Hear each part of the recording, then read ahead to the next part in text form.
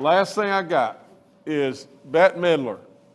You know, I would say this, that her song, you know, that she sang in ever so well, Wind Beneath My Wings. At my dad's funeral, I selected that we sing that song because I felt like that Dad was always that. And I think of her, maybe up until yesterday or the day before, I think of her in a good way. But absolutely, with her criticism of West Virginia, which is so uncalled for. You know, I would very well say that Bette Midler may have never been to West Virginia before. You know, she's a New York, Hollywood elite, that's for sure. She absolutely believes in things that are trying to take the very existence away from this country. You think about the propaganda to promote socialism throughout our country.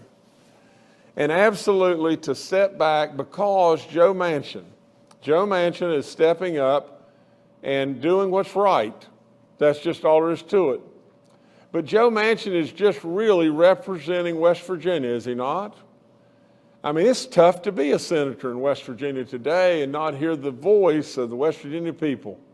And the West Virginia people are speaking very loudly.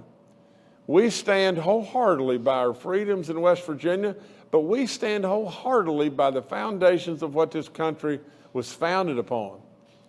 We don't want our very existence stripped away and become average.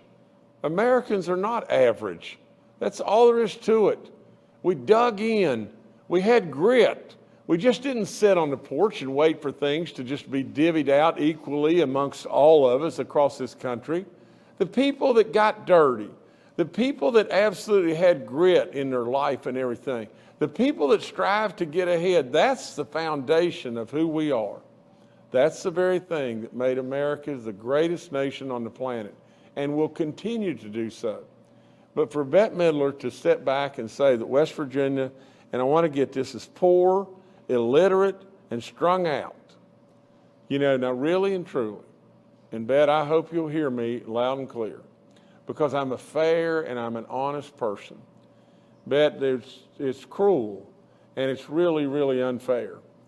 You know, we've had a struggle, just like anybody's had a struggle. But just think about what we've done. In the last few years, we have now become the diamond in the rough that everybody's missed. We have the 4 most beautiful seasons on the planet. Absolutely, we have the very best people, and I would welcome you to come. I would welcome you to come and see these people. See these people that really care. People that love and appreciate others by what they do. You know, without any question, they're true craftsmen beyond belief. And through the last few years, all of a sudden, West Virginia has come to the forefront in item after item after item. We are producing surplus beyond surplus beyond surplus. Our pension funds are absolutely not underfunded. They're absolutely overfunded. Without any question whatsoever, in the best state of being that the state could possibly be, West Virginia, of all places, a state that is located within an area of this nation with an older population that has many, many chronic illnesses. A state that has gone through this pandemic and led the way in a lot of different things. But to say illiterate and poor and strung out is cruel and it's unnecessary. And I wish to goodness that you would make many, many open apologies for just doing that, because it's cruel.